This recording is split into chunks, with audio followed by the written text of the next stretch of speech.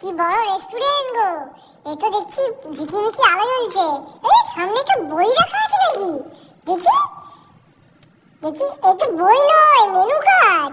দামগুলো, ওরে বাপ রে বাপ, আমি তো এত টাকার দামের এক মাসের ফুচকা খাবো। অর্ডার কি করবো? ওই অর্ডার নেওয়ার জন্য শুধু ঘোরাঘুরি করছে। দিয়েই দি একটা অর্ডার। ভাবছি আমি কি কি করতে পারতাম ওই টাকাটায়। ফুচকা খেতে পারতাম। হ্যাঁ, এই কি দিয়ে এলো? শুধু প্লেট, এই স্যালাড আর শুধু যে পেঁয়াজ। আর প্লেটগুলো কি মোড়া আছে? অনেক টাকা নেবে মনে হয় এর জন্য। কি যে করা যায় দেখি। ও, চলে এসছে আমাদের রাইস, অর্ডার করেছিলাম। তার সঙ্গে এসছে চিলি চিকেন, এটা আমার ফেভারিট। তো দেখা যাক, সব খাইতে চালু করে দিই।